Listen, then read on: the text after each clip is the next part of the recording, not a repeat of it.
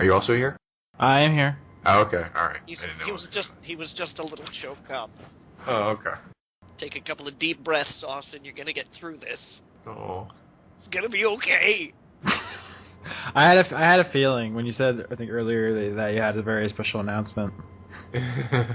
Still, I mean, we made it for, I think, the greater part of a year. Yeah. We almost made it to 50 episodes. Yeah, we're almost... I was thinking about going to 50, but I thought, like, if I leave at 49, it's better, because then 50 can be, like, a big deal, and, and everyone like, oh, we got to see what the 50th episode is like now that it doesn't have Leon, so that's why. There's going to be 30% more trout. What the fuck? I don't... I'm sorry, what? 30% more trout. There's going to be a 1/3 increase of the amount of trout in this podcast. I don't know why. That's the numbers that my people are handing to me. Oh, your people suck. Probably. Why would they say that? I really don't know. It's a good thing I don't pay them. Yeah. I'm pretty sad and everything, but the first person to reply to you when you announced it on Twitter said, "Who's taking over for you then? I hope it's not Sean." Yeah, I'll leave that up to you guys. I just like that immediately people are like, "Oh my god, what if Sean shows up?" Everyone runs.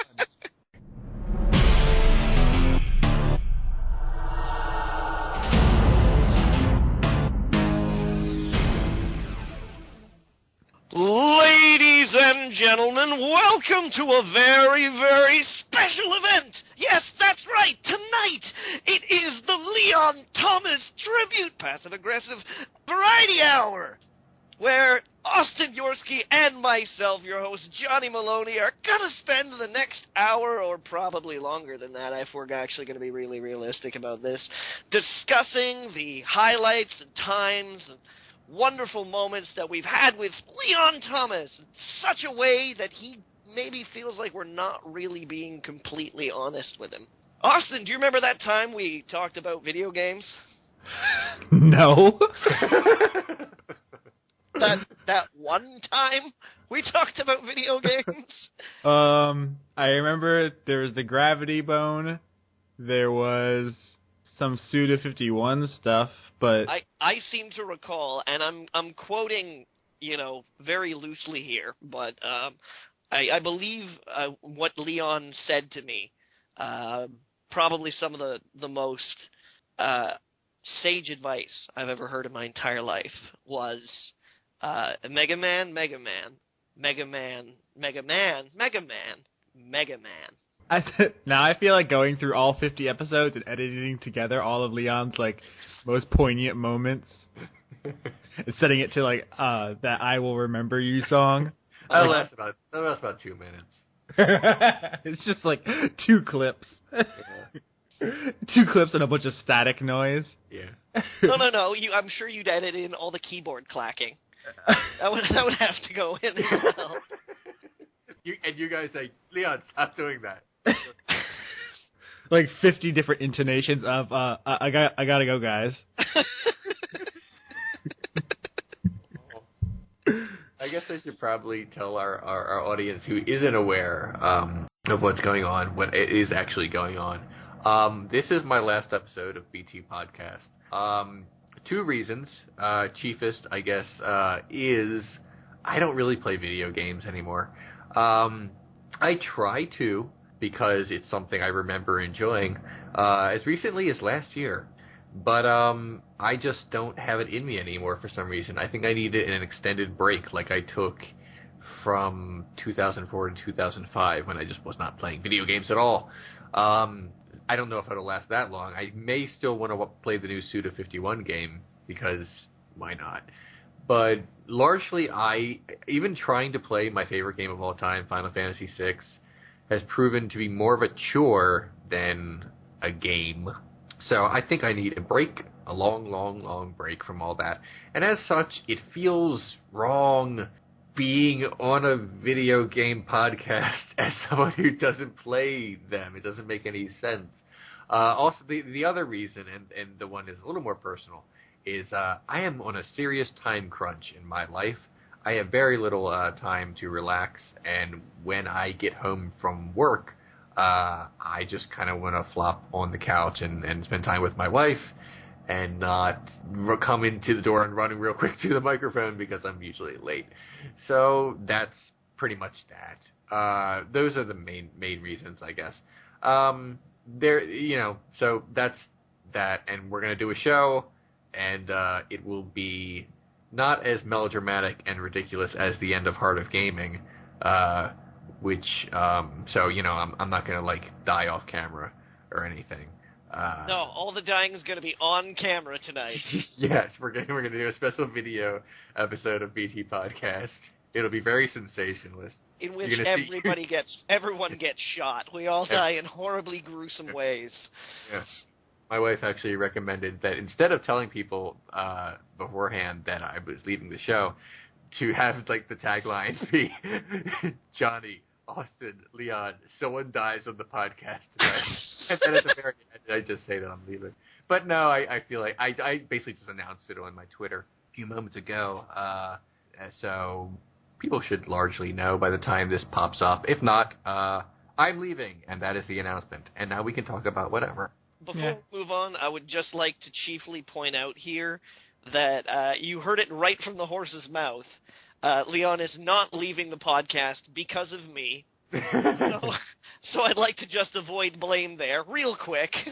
I was also a little worried because the day we are recording this is April Fool's Day.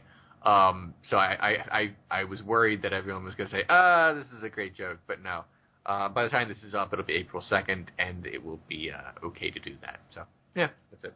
I mean, it definitely sucks that you're leaving, but, I mean, I think it's actually an interesting perspective because I think a lot of people are kind of falling out of love with video games. I think there's a kind of, like, general jadedness with a lot of the way things are going on right now. There was I was reading an article earlier from a talk on at GDC, and all the comments on the article were all basically saying that we need another video game crash. They're like, yeah, just let it all burn down. Let everyone go out of business. Everyone should lose their jobs, and let's just start over. And, like, first of all, I was like, holy crap, that's really cynical. That's too much. Too much. A lot of people depend on this for their livelihoods. So Yeah, I mean, I don't agree with that, but I think it does speak to kind of something going around right now. I think as the everyman of this podcast, you kind of represent that. So I think it's an interesting perspective you might not get for a regular video game podcast where everyone is kind of tied to it and no one can get off the fucking merry-go-round. Yeah, this train has no brakes. I just picture like Leon jumping off, like stunt man off the runaway train, and me and you were just like shit. Every once in a while, someone says something, and I think that would be a great band name. This Train Has No Brakes is a great band name. I just want to say that. That would be a great name for a band. That's a great band name. You know what else is a great band name? What? Gigolo versus Sexy Monster. Sorry, what? Austin, have you been digging through my high school artifacts again? Oh, Johnny, I love your yearbooks. Oh, I see it now. Okay. I see. Well, I'm not sure if people necessarily clued into that because it's kind of an obscure illusion, but it does leap us onto our first topic, which is how balls crazy the games that Suda51 manages to keep making. I gotta ask. I want to know who it is that has money in the industry that keeps saying yes to this man, and shake that man's hand. Well, it used to just be him. He was CEO of Grasshopper Manufacturer, so presumably he greenlit everything up to this point, although the company was just purchased, and it appears that Gung Ho is making him implement some multiplayer features in the next game he's making, so we'll see if they rein him in. But as far as Gigolo versus Sexy Monster goes, I don't think he asked anyone's permission for that. Probably not. I think that was just something that happened, and it was like, well, deal with it. We are speaking about how earlier today. I guess it was earlier today. It might have been late last night, depending on your location in the globe. I think a new trailer for Suda51's upcoming game, Killer is Dead, released, and I like your headline for that. I think it pretty much encompasses everything, Austin, which is Killer is Dead keeps getting weirder. That trailer included such choice lines as, what was it, someone stole the Earth? I think was one of them. Yep. And then man. Not the whole Earth. Where were they standing when they said that? That's my question. That's where I keep all my shit. Well, I suppose you could still be standing on the Earth when you learn that it's been stolen. True. I just feel like that's something you say about where you are not. I guess it would be pretty weird to be in your car and have your car be stolen, but it's physically possible still. Yeah. Like, if you're like, I'm going to have a nap in the back seat and leave my doors unlocked, and then you, like, cover yourself with a blanket, and then you wake up and the car is moving, you're like, holy shit, somebody stole my car. And me. Yeah, also aliens. I have no idea how that fits into anything, but...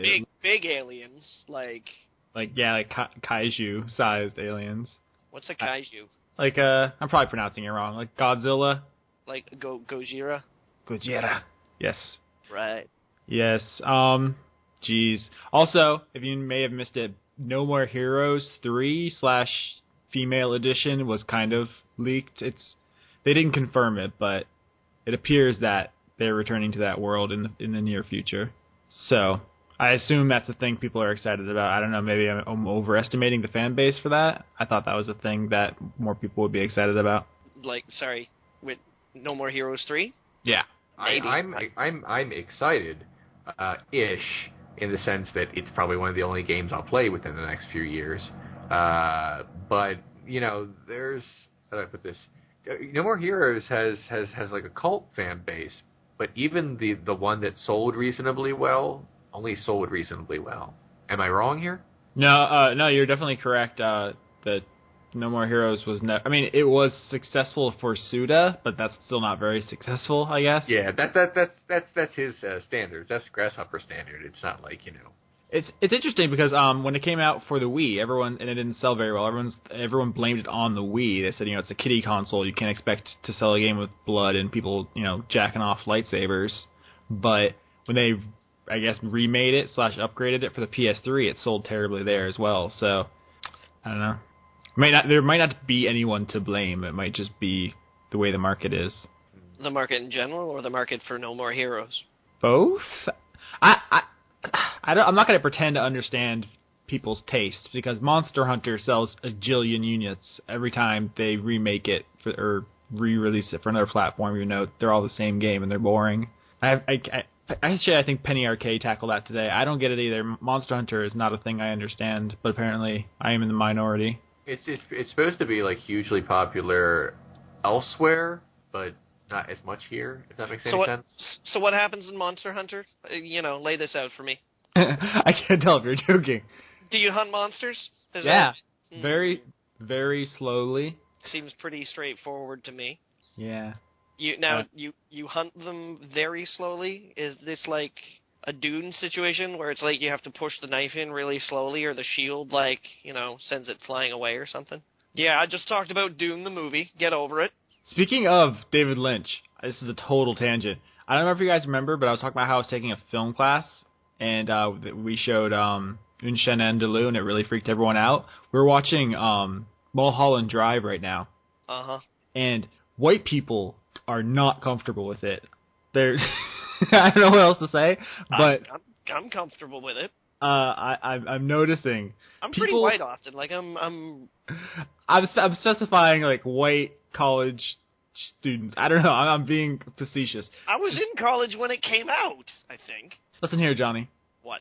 You are not stupid, so this doesn't apply to you.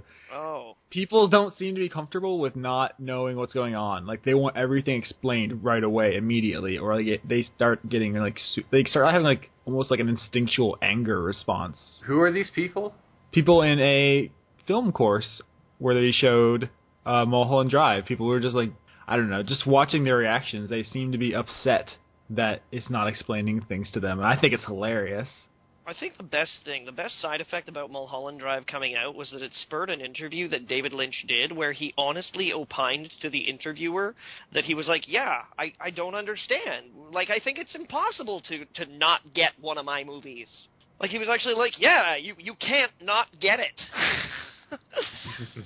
I mean, I don't know, it sounds kind of like snobby or pretentious, but it's not that confusing of a movie. It's not, I don't know. There is a narrative there. There are parts where, you're like, oh, is this a dream? Is this supposed to be an alternate reality? But of the two halves, if that makes any sense, both are coherent enough. That you kind of know what's going on. Yeah, there's subtext to weed out, but the narrative is, for the most part, pretty coherent and linear, I guess. The DVD even was even released with a cheat sheet. Yeah, that was great. It's got like these 10 little points. It's like watching Mulholland Drive. If you have trouble figuring out what's going on, bear these things in mind. But to bring it back to video games, it's like we don't seem to trust our audiences very much. It seems like can you think of any equivalent video games that like play with like time and perception and stuff? It feels like people are super uncomfortable with non-linear narratives and with any amount of like ambiguity. I'm trying to think plot-wise because I've played a couple of puzzle games. I spoke about Antechamber a couple of weeks ago that sort of follows its own logic. Like there's another Kentucky Route Zero I spoke about even farther back than that, which kind of has a sort of a Lynchian vibe to it story-wise, or at least writing-wise, I should be able to say, not necessarily story-wise. But I'm trying to think of a good example of like a narrative that's so disjointed and dissonant that people reacted to it. Off the top of my head, the one that comes to mind is, I think, completely accidental, is Kingdom Hearts, which has become so convoluted that it seems like gibberish half the time. Yeah, conceivably. I'm not too familiar with the Kingdom Hearts games themselves, but I'm intimately familiar with a lot of the reaction to it. There are some games, but like half the time I can't really tell whether or not like it's just a case of poor writing or bad translation, because there's a lot more translation that goes on in video games than that goes on in movies when we're talking about mainstream audiences and whatnot. Like it's not uncommon for a hardcore gamer to clutch onto and love a game that comes out of even like non-Latin or non-Germanic based languages like Japanese, and I'm not sure what the linguistic like roots of Russian are, but there's some Russian and like Baltic style adventure games that, oh good grief, man, they've translated so horribly. One just came out on GOG not that long ago, like last week or something like that, called, what was it? Pathologic. And it's one of these games where everybody's like, oh my god, it's so unique and it's got such a strange flavor and it looks so weird. But like every English review I've seen of it is like, but watch out for the writing, because it's not, but like on purpose dissonant games, I don't know. I don't know if we can go as far as to say that video games have a David Lynch. I can't even say this because I only got like halfway through the game. But is there any chance that someone thinks Deadly Premonition has kind of Lynchian qualities? A little bit. Oh yeah. There's some Lynch in there. It's like Twin Peaks at the very least. There's definitely a story. You're just kind of sitting there like, why coffee? Why Zach? What? But it's not so much not in a like a typical mystery way. Like, here is a clue, fingerprints. It's more like he's touching his ear a lot. I wonder what that's about. Yeah, are you guys aware of the upcoming director's cut of Deadly Premonition that's coming out? I've heard it. Yeah, I have heard of it, but I'm probably not going to get to play it. I'm kind of worried that in fixing it, they will ruin it by making it like technically good. It will no longer be special. I don't know if that's kind of like overthinking it, but what I like about Deadly Premonition is that it's terrible. So if it looks and plays better, I don't know if I'll want it anymore. That's weird. That's interesting. You realize that means you're going to have to play it and talk about it at great length then. Yeah, probably. But actually, this might be a pretty good segue, because we're talking about things that are convoluted and make kind of no sense. Metal Gear is up there. Yes. Yes, it is. Oh, goodness me. Is it ever? Oh, man. And, of course, we had a lot of news, actually, pop out about Metal Gear in this past week. One of the most notable things that I think fans are upset about is that longtime voice of Snake, Mr. David Hayter, will not be returning to the project. And in an interesting twist, it's not that he was offered the project and declined because he's got money falling out of his mouth and thus can't actually speak to do a role, but he was not actually even invited back to the project. Now, everybody's been a little curious as to what this means for, Hideo Kojima, the new game, David Hayter, did relationships sour or whatnot. But in the past couple of days, it's come about that Mr. Kojima has decided that he wants the Phantom Pain and Ground Zeroes, I suppose, if, I don't know if they're going to be together or separate or what have you, to be entirely new Metal Gear experiences, which means that he wants to wipe the slate clean completely of apparently everything except the characters and go in completely fresh. So any, I guess, extant remaining pieces of old Metal Gear are going to be shoved to the side, and you're going to get a whole new David Hayterless Metal Gear experience. And today, April 1st, Mr. David Hayter spoke up in what one might call an extended tweet or extended series of tweets. Mr. Hayter explained to the fans that he had not even been made aware of the project until the recording sessions were being put together. And after getting in touch with the production team, they told him that they wouldn't be needing him, and that was it. So he is, I guess, understandably disappointed. He's expressed his, I think, sadness is probably a pretty easy way of putting it, that he's not going to be a part of the new Metal Gear game, because he's been doing Snake as a character for 15 years now, and apparently 9 games. So in this series of tweets, Mr. Hayter explains that it's led him to meet some great people, that he's humbled by the effect that he has on fans. And despite the fact that, he isn't going to be hurting for work, he really deeply regrets that he's not going to be a part of this new Metal Gear. Austin, I think as a deeper fan of the series than I am, how do you feel about this? I mean, it obviously sucks that he's not going to be part of it. I think David Hayter's awesome. I mean, do you guys know he wrote the script for X-Men the movie? Yes, I did know that, actually. That's so cool. But I mean, if from our perspective, well, because first of all, I mean, this could all be part of some grand misdirection plan. I mean, it seems pretty legitimate, but for all we know, Kojima's fucking with us. It seems like it was not handled very well. Like they kind of slighted him. But I mean, they're not really under any obligation. I don't know. Solid Snake isn't even returning, and a lot of people are saying he shouldn't have voiced Old Snake to begin, or not Old Snake, blah, that he shouldn't have voiced Naked Snake to begin with, because they are not the same character. I don't know. But they're supposed to be clones of each other, aren't they? Or, I mean, Snake's a clone of... True, but, I mean, Liquid doesn't sound the same. That's true. But maybe Liquid... He was raised in a British boarding school. Yeah, I don't know.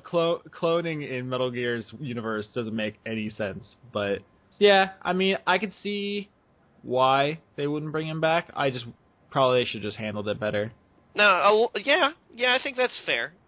So a few people are saying that, I mean, it wouldn't even be worth getting a Metal Gear game without David Hayter in the role of Snake. Leon, I know you feel supremely deeply about this subject. He's stunned into silence, obviously. Sorry, what? No. Don't bring me into your weird conversations about shit I don't play. Okay, what? okay. I'm just playing.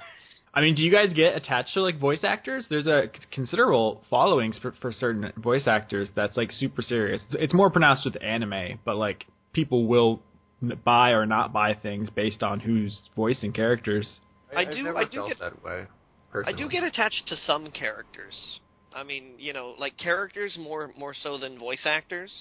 Like something I've really been worried about lately is whether or not the new Thief game is going to have classic Garrett return to do the voice. They just had a trailer. There was an announcement or a reveal trailer, cinematic reveal trailer that was released today, and it didn't sound like it was the guy who did Garrett's voice, and I was like, uh-oh, that doesn't sound right.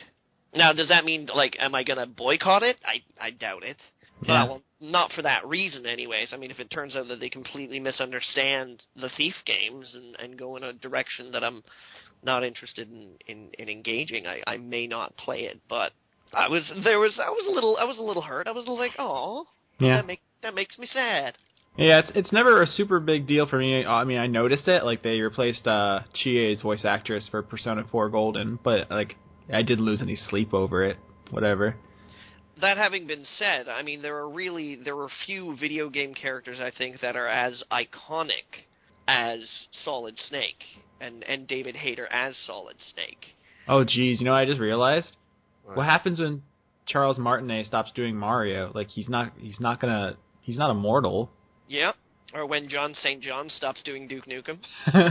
see, when the Mario actor changes, you can get like a million different people to say it's a me and barely talk in a game. but John St. John, you can do an impression of John St. John as Duke Nukem, but you'll never get it exactly right. Mario, his voice, it's just, you get over it. I'm not even gonna try to do it because you're like pussed out halfway through that. It's just a squeaky voice. It doesn't mean anything. Mario barely speaks.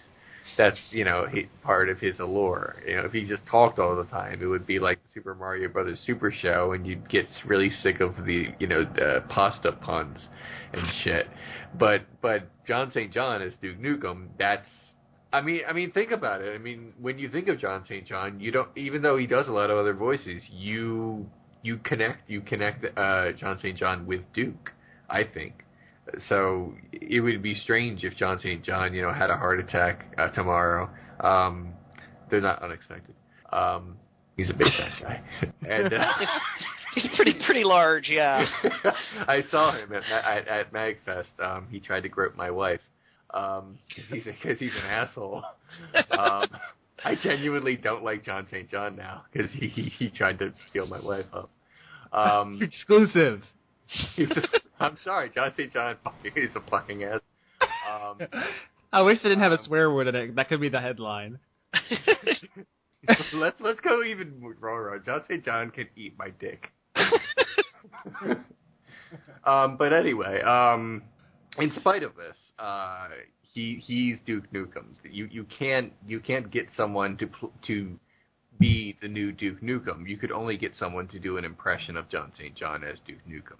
I was also really disappointed to learn that the new Sam Fisher in the upcoming Splinter Cell game is not going to be voiced by Michael Ironside. That bugged me too. Yeah, I mean they at least announced a reason for that though. Yeah, I know it was pretty fair in what they said in terms of because I mean I've been seeing a lot of Ubisoft's mocap these days, and it looks really good. Like the actor capture technology they're using is pretty impressive. Maybe not top of the line. Maybe we're not talking like David Cage, sitting. Willem Dafoe and Ellen Page quality, guys. Yeah, but it looks pretty good, So, but I think you're right that it obviously could have been handled a little better. I suppose maybe Kojima maybe they weren't aware of how, I guess, important the voice of David Hayter as Solid Snake to like the English speaking audience is, I guess. I'm just thinking that I wish Leon had a story about how Ellen Page groped him. How good of a story would that be? I don't think I'm Ellen Page's type. Lamb, obvious joke. So there you go. That could be the title. Ellen Page might be an asshole. No. She seems very. I don't know. I haven't met Ellen Page, nor have I been groped by her. Yet. That's a very important distinction to make. Thank you, Austin. I mean, you never know. Yep. Yeah, you do. I mean, you really do. She's a homosexual. She is not interested in you. Hey, that doesn't mean that things happen. No, you're not that 1 in a billion person who she's gonna like. You know what? There's like only one man I could be attracted to. It's not gonna be. No. I'm not suggesting that. I'm suggesting that like weird stuff happens. Like you get on a plane and you're like, oh my, that's so, and I'm sitting next to them, and then you gotta like squeeze into the aisle, and then they kind of like, oh god, and they're like. People, like, bodies collide, Leon. They do. Not that much. You've obviously never seen me board a plane. You have to get flying. You have to get a running start to accidentally have sex with Ellen Page. I'm not saying having sex. You'd have you have to get a running start. Like I said, you've obviously never seen me board a plane. It's an acrobatic experience. All right. The critics have said 5 stars. It's a gravity-defying spectacle. I'm sorry. Were you wearing roller skates at the time? How is this difficult to get in the plane? I cannot even imagine that being you. Ellen Page, I am so sorry, but we're in a plane. They call it the Cirque du Soleil of WestJet. Ellen Page is great, though. I think she's a really good actor. She is very, very talented. I thought so. I'm sure that'll put her mind at ease after she hears the first part. If she gets to the point in time. Because we all know she's a regular listener of the podcast. Well, I mean, who wouldn't be? Although she's a lovely young woman, she looks like she's forever a teenager, so I can't really be attracted to her. But she's a lovely young lady and very talented. And honestly, she should be in much bigger movies than she's in right now. I mean, but David Cage, Leon, David Cage, her star is going straight to the top. Jeez. If she took that project because she's really into video games, I'm down with it.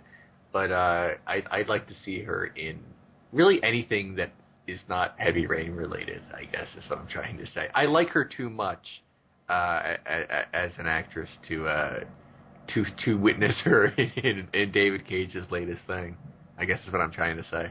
You make it sound like he has her in his clutches. Like he does. He does. Damn it, Ellen, you need to escape. Escape from David. You have to get out of there, please. Well, this is an interesting thing because a lot of the times when actors show up on set for films and even for theater, for stage plays and whatnot, months will go by, and this is particularly true of film. Just because, the way our perceptions work, the way we see the world around us, you can't compartmentalize what that final product is going to look like after post-processing, after, editing has taken the scene out and put this in and, lighting effects and things like that. It's entirely conceivable that right now neither Ellen Page nor Willem Dafoe have any goddamn idea what Beyond Two Souls is actually going to look like as a finished product. Because if you can't do that with, a play, if you can't, read a script and then be like, yeah, this is exactly what it's going to look like, and then, a few months later when you've got your costumes and your sets and be like, oh, okay, this isn't what I thought it was going to look like at all. If you can't do that with a play or a movie where you, again, are following a script, like a straight script, whereas, video games are obviously, way more, open in terms of its pathing. There's no straight script. you'll be given, like, lines of fucking dialogue and, like, scenes that may or may not be in the final game, depending on how people play it, and, like, you know, it must be a really weird experience to have to do something like Beyond Two Souls, or, you know, other games that have this, like, capture thing in its genre, and then actually, like, have to wait to see the final product. That must be a really weird experience. Oh, Ellen Page is going to be actually in a movie that just premiered in the film festivals, but will not get a larger release until May, and it's called The East, and it's like a really cool spy drama that apparently is really good, that everyone liked. So she's in something good coming out that I want to see, unlike the thing we've been talking about, which can just die in a car fire. So I think she's gonna age really weird. What? I think Ellen Page is gonna age pretty weird. How do you mean? It's going to be like a light switch going off. You know, like she's going to look like a teenager, and then it's like click. She's going to look like she's 40. But like a 40-year-old version of a teenager, and that's going to be like really weird. I would prefer it if she would look like an adult now. Again, because she has this like forever. Yes, she was in a good movie recently. Well, I don't know if Inception is recent. Oh, wait a minute. You know what? Fuck it. She has been in some good movies recently that I liked. She was in Super. Okay, never mind. I forgot about Super for a second. Can we all just talk about how overrated Juno is? Juno was funny at times, but I felt like I don't want to put it down because I like the movie. I don't like saying too much bad about movies I don't like, but you kind of go through the movie like thinking nobody talks like this. Come on, no one, just no one at all. To the point that it a few times sort of took me out of it just a little bit because you sort of become very aware that you're just watching a very artificial piece of fiction, if that makes any sense. But I still liked it. I mean, it was funny enough, and I thought the performances were good. I don't think much of Jennifer Garner at all, so I didn't really like her part. But she was good. I think it got upsold to me. I think that's fair to say. Yeah, that can be an issue. You know what? I always think about this with these quote unquote overrated movies. If no one ever talked about Juno, and I just caught it on Netflix by accident, I was like, oh, this is really good. Why more people should see this? But because everyone said how great it was, and it was just it was really good, but not the best. It almost like brought it down for me. It's like perception is weird, which is kind of why I stay away from movie news a lot. I almost never watch trailers. I just kind of go in blind a lot. Just with the exception of you know what, that's not true because all the Star Wars sequel news I just eat up. But beyond that, not so much. Since we're on the topic of movies anyway, did you guys see Wreck-It Ralph yet? Oh, I saw it. Yeah, I saw it last year. Last year, I just got around to seeing it. It's pretty good. Yeah, it's okay. The only, and again, I feel like I'm gonna say something bad about a movie I kind of liked. I feel like when I was watching it, that this felt, even though it's a Disney film and not a Pixar film, this felt like lesser Pixar, whereas Pixar's movie around that time, Brave, felt like lesser Disney, if that makes any sense. I felt like both of them. I felt like this movie in Pixar's hands would have been better, and Brave in proper Disney hands would have been better somehow. But it was still fun. It was still fun enough. And this is the part of me that and you'll see it in the Renegade Cut episode after the one that just debuted, the Solaris one. I keep coming up with these really dark twists on movies, on children's movies. I really wish Wreck-It Ralph ended right after he destroyed that thing, the go-kart.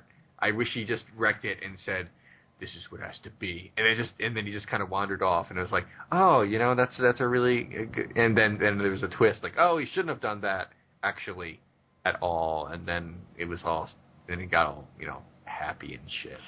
I don't know what you're talking about. I haven't seen it yet. Oh, okay. Well, yeah, Yeah, go see it. It's good. It's good. It's not. I was probably gonna grab it when it comes to most of the movies that I watch these days are on like one of those movie channels that I pay for, and I'm like, yeah, I guess I'll watch that. You pay to watch movies? Come on. No, I there's a channel that I subscribe to that I watch when it shows up. So you guys been playing anything interesting? No. I played nothing. It felt good. I'll do the Leon's wife has been playing BioShock Infinite. I watched a little of it. I will say, have both of you played it? I have not. Johnny, have you? Yes. Okay. Damn it! I can't spoil the ending. If you spoil BioShock Infinite on this podcast, I will burn you to the ground, Leon. All right. Never mind. I'll say this without talking about even the slightest detail. A lot of people say they didn't get the ending. I didn't even play it, and I got it. People are so fucking stupid. And no, it's not even that. It's not even stupidity. It's just some people are aware of very common sci-fi concepts, and some people aren't. And if you grow up watching even a little bit of sci-fi, the ending is not that hard to understand at all. And that's all there is to it. And I'll leave it at that, so I don't go into even the slightest detail because I don't want to spoil it for Austin. Well, I haven't finished it yet, so. Oh, well, I won't spoil it for you either. But you'll watch the ending and you're like, oh, okay, and that'll be it. I mean, it's good. I probably will. I probably will. I mean, I watched some Star Trek in the day. It's really obvious science fiction stuff that anyone who's aware of a few science fiction shows will go, oh, that's what that means, and that's it. So what you're telling me is that it's an ending kind of like Time Tracks. I haven't. Oh, you know what? I watched Time Tracks, but I don't remember the episodes very well. I don't think anybody does. I remember the hologram woman. I remember one scene, and that's it. Okay, so is it more Time Tracks or Quantum Leap? Ooh, that I remember vividly. There's a. I feel like maybe we should stop this. Yeah. Back that ass up, Leon. What about you, Austin? Did you play anything interesting this week? I saw that you have a new review up on site. Army of Two. Yes. Another one. The shootiest of shooters. How do they keep making these games? Presumably. Do people buy them? They must not have very high budgets, and it shows. If you bought an Army of Two game, identify yourself immediately. I need to know. I said in my review, they're like the Steven Seagal movies of games. They're kind of like just cheap, dumb action, and it's kind of endearing in a way, but I wouldn't pay for it. Uh-huh. Yeah. So you just sort of like turn on, I don't know, Channel 47 in the middle of the night, half cut, just be like, oh, out for justice. Okay. Pretty much, yeah. But I played more interesting games. I mentioned last week I played Gears of War Judgment and God of War Ascension. Yep, I remember this. And those would be the prequels to the two big exclusive franchises that recently released to critical acclaim from everyone but us, and in both cases, basically. I finished Gears of War Judgment. It was pretty good. The story is just so fucking pointless. There's no room for prequels in the Gears of War universe with the characters we've already met, because we know they survive, we know how it all turns out. There's no tension. The Gears of War, it has a kind of like a bad rap as kind of like the dumbest, brownest shooter ever.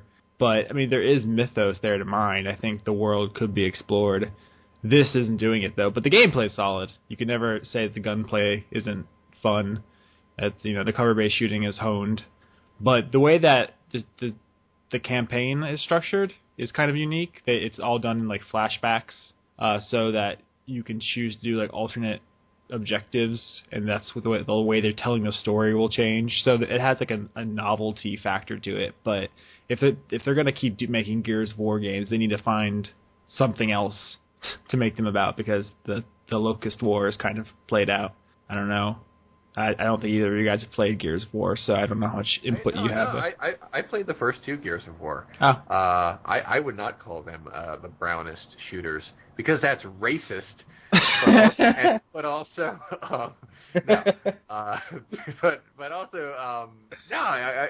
there's definitely a story there. Yeah. It's not just. I mean, they definitely go for a story. They go for a sort of a bleak world, which I'm kind of okay with. I just wish. How do I put this? I don't care about any of the characters, I guess you can say.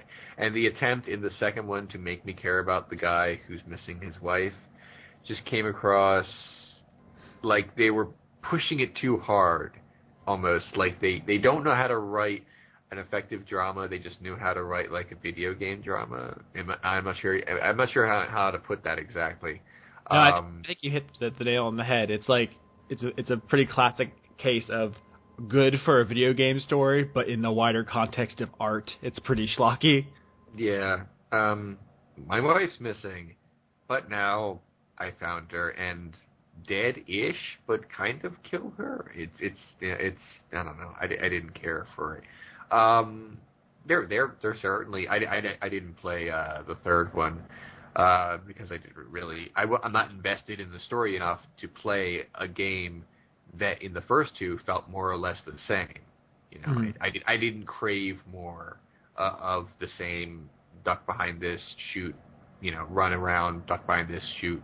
They were fun enough, but not enough for me to keep playing that one, the third one, or the new one with the blonde guy.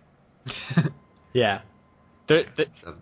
They definitely need something to mix it up because, like you said, there's a kind of a feeling that as good as the core gameplay is, you're kind of just doing the same thing. And that's why I feel like what makes Judgment like an acceptable entry in the series is that it does have so many kind of curveballs in the minute-to-minute gameplay, because it's like, oh, this during this mission, there's a sandstorm, so you have limited visibility. During this mission, all you have is a shotgun. It's like they throw in like a little... Every mission has like basically an alternate kind of way you can play it, where it's like super restricted to a certain thing. But if they could weave that more organically into a story with characters I care about, then that would be good. I would appreciate that. So how would you feel about a Gears of War shooter based in the soap opera of Dallas? I've never actually seen that. I'm aware of it, like culturally, but All My Children? Same issue. I'm aware of it. I haven't seen it. All right. Well, what soap operas do you watch, Austin? None of the above. Or anything even remotely angsty, basically. No, I did One Tree Hill last week. Damn! I watched Dawson's Creek when I was young. I watched the fuck out of that show.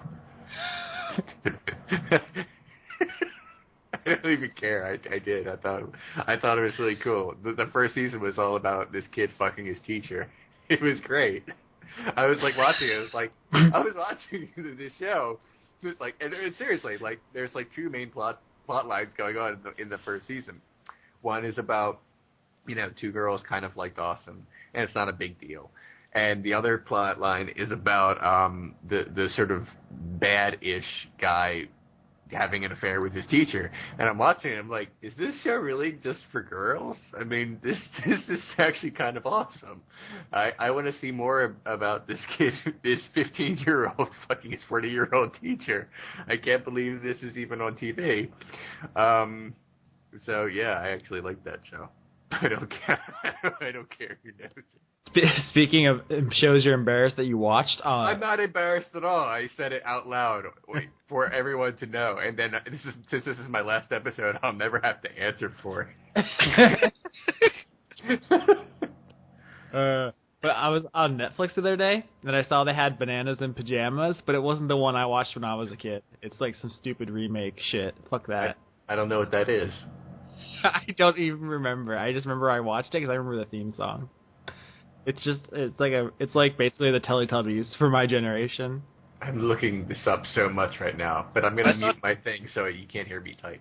I thought Teletubbies was the Teletubbies for your generation, Austin. No, that was like a couple. Like my brother watched Teletubbies. That was like right. I don't know. I missed the window for that for like a year or 2. I see. Oh, I know what this is. I didn't know it had a name, but I've seen pictures of it at some point. It's exactly what it sounds like.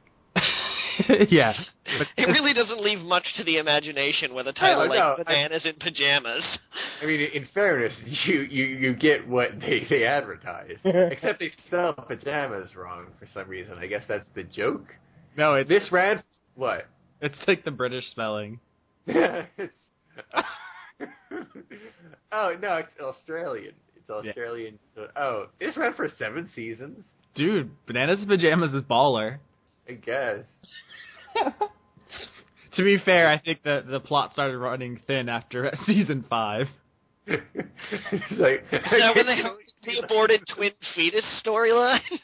I can only see, like, the board meeting for, like, the writers having a meeting for each episode. It's like, all right, what are they going to do this time? It's like, well, you know, maybe they're in pajamas this time. Maybe the pajamas are different colors. Maybe there's a plantain. Oh, plantains are delicious. But they don't fit into pajamas very well at all. The episode about the plantain was like an allegory for racism. For some reason, we come back to racism a lot. Yeah, I know. It's my fault. I just want to say the stupidest thing I could say, and now I'm talking about the racial undertones of a show I've never seen. I also played God of War Ascension, which some of you may remember from the controversial review that Yusuf did where he gave it a 3. Just for hits. Seriously, this game is so boring. It's so boring. I like God of War, like, a lot, like, the series, but there's no reason for this game to exist. Like, just like Gears of War, essentially, the prequel plot is pointless. It adds nothing to the mythos or the characters or... So this prequel plot is about when Kratos was a skinny high schooler who couldn't get any chicks, right? And he's still the angry, same angsty, big muscle guy. And actually, if anything, I think the prequel games for God of War fuck up the story more, because it's like, why would you F with the guy who killed, like, the primordial embodiments of, like, whatever the hell that the Furies are. They're like these primal forces of retribution. And it's like, oh, I'm just going to mess with the guy who murdered those 3 things that predate the Titans.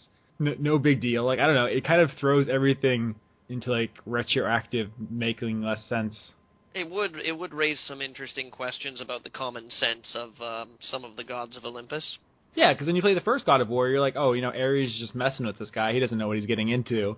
But then, all the prequels do that. It's like, how come when you run into Hades in 2 and 3, he never brings up the part where you killed his wife in Chains of Olympus, which is one of the prequels that came out after those. It's like, yes, they've made those games later, but you'd think he would remember. Yeah. You'd think he'd at least bring it up in conversation. I mean, if he seems pretty cool with it, that's weird, right? Yeah, it's pretty weird. So, yeah. The prequel God of War, I mean, if you care about the story, some people don't. They just want to smash a Minotaur's head. So that's fine. And there's plenty of that if you want, like, high-flying, gory action. But, I mean, I've seen it all. They're not going to impress me with any of their quick-time events or any of their gore. I mean, all of that. I'm basically numb to that. God of War Ascension, I think I mentioned in a previous episode, and I'm gonna badmouth the game I've never played, and never have, and probably never will play. Even though I kind of like God of War. It's basically Sony saying we're not ready to advance the storyline, but we only made one big God of War game for the PlayStation 3, and we need a second one because, damn it, this is a kind of guaranteed money, and we got to do something with this intellectual property while we're sitting around trying to make this our next big expensive block for people to buy. So that's me being cynical, but that's basically what it is. Sony says we need to make a new God of War game because money, and that's primarily why you're in this business. So that's why they made it. It has nothing to do with creativity. It's just fuck it, God of War money. It makes perfect financial sense. I don't know. It's just like there's things that they should have gotten right by now, like the camera. The camera is absolutely, it almost feels like a joke at certain points, like where it's fucking with me, because it's like, you're fighting these giant, like, skyscraper-sized monsters, and the camera zooms out so you can see all the detail they put into it, and it's like, where am I? I can't even see my character. I'm getting killed right now. I'm a tiny dot surrounded by other dots, and like, how am I supposed to play this? It's ridiculous.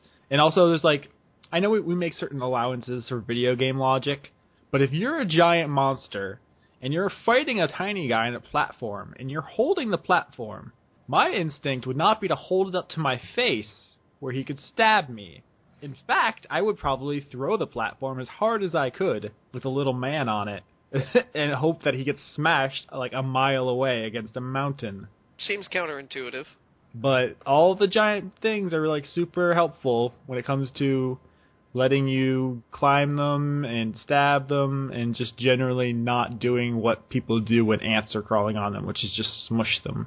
So, I mean, suspension of disbelief, yours may vary, but I don't know, I feel like this game takes it a little too far, where the other ones, it felt more like it made some sense. What else? There's other things. Oh, like the combat, like they changed a bunch of things for like no good reason. It seems like, for the strangest reason, like they wanted to rip off Lords of Shadow, which is kind of a God of War ripoff. So it's this weird cycle, but like they took like the shadow and light magic thing from Lords of Shadow and made it like lightning, ice, fire. So there's that. I mean, you guys don't want like a detailed description of the way the mechanics work, but it's different to be different, but not any better. I don't know. It looks really good though. It's like probably one of the best consoles. As far as console games go, it looks probably better than maybe everything but Battlefield 3 and Halo. 10 out of 10, game of the year. I mean, well, you know, when you come to like the tail end of like a tail end of the console generation, for whatever reason, and I'm not that technically minded, it always seems like the developers figured out some things about how to use the hardware better and all this, and the games that just debuted in the beginning of the console generation don't look as good on average as the ones towards the tail end. I like I said, I'm not a programmer, so I can't explain it exactly, but that seems to be the case. Yeah, I think there's a pretty clear upward trend. I know Naughty Dog in particular was like recently saying how they finally figured out next-gen tech on The Last of Us, and everyone's... That's pretty impressive considering all the Uncharted games look fantastic, and he apparently bumbled your way through them.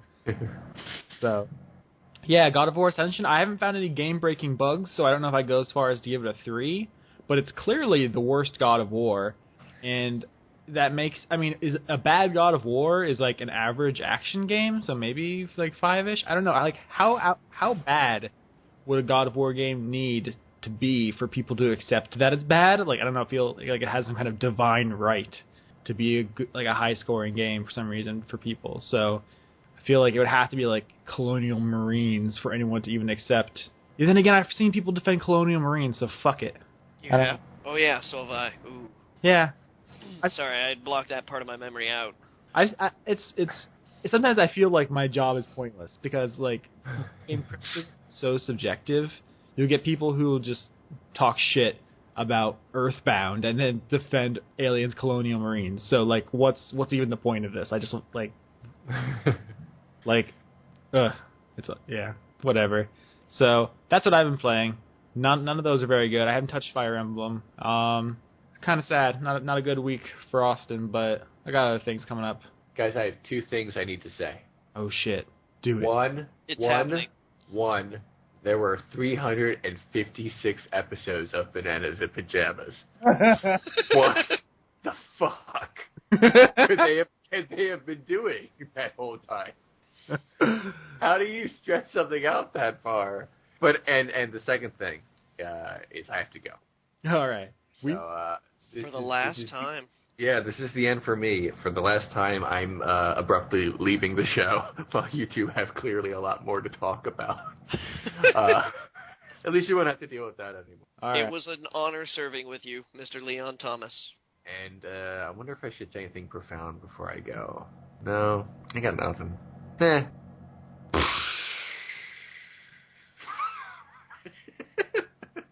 Bye, guys. I was trying to think of something like really like intense to say before I go. These are your final podcast words. You have to make them count. I just reached down and there was nothing there. I just got nothing left. Yeah. Be excellent to each other. There, that's always good. Bye. There goes the finest son of a bitch I ever known. So what are we gonna do? I don't know, Austin. I don't know. Man, for the listeners, keep in mind that you can actually still keep up on the antics of Mr. Leon Thomas over on thatguywiththeglasses.com, also on Nerdvice, for his film-based show, Renegade Cut. And you can follow him on Twitter, @Renegade Cut. Well, if there is an upside to this, our audio quality should go up. Yeah, actually, I suppose it could. It would. Should. Can. Might. So, would it be tacky to start taking applications for a new co-host? Do you want to start I don't know, like a podcast reality show Oh, jeez. where we get people to come on and then vote? I don't know. I feel like maybe we should ask people listening who they want on, but then I don't know if any of that would be feasible because I'll probably just name people we don't know and who have no time for us. So yeah, that might be an exercise in futility. Still, yeah, I kind of feel like we should get someone. Yeah, I don't know who we know. We are not. I think we've alienated everyone. So well, at least everyone who's listened to it before. Maybe we can get somebody who's never heard the podcast. just blindside them with it. Yeah, maybe that might work. I'm so glad April Fool's Day is over. Yeah, me too. It's a terrible, terrible time for the games industry. Everybody thinks they're fucking funny, and none of them are. Did you see the Dishonored video? That was actually pretty funny. That was pretty funny, but I mean, I don't think that was done necessarily with, April Fools in mind. Yeah, it's not actually, April Fool's Day. It's just a funny video. Yeah, yeah. I spent 11 months modeling that light. These plants grow in real time, so... We've seen a lot of players who just do a whole door playthrough, just opening and closing. I don't know. I saw a lot of people who were genuinely upset with the April Fool's Day thing. I'm kind of annoyed with it, but I don't know. There's not any genuine anger. No. Whatever. It's just a thing that happens once a year, and then we move on. We do move on. We find somewhere deep within ourselves the strength to press on through the Leonless muck. Sorry, that's still sitting heavy. See, now I'm not sure, will the lack of Leon mean we talk more about video games or less? I don't know. It'll be an interesting dynamic. Huh. I'm trying to think what kind of unique perspective we could have someone else bring to it, because we could just get another everyman, or we could get maybe someone who doesn't play video games at all.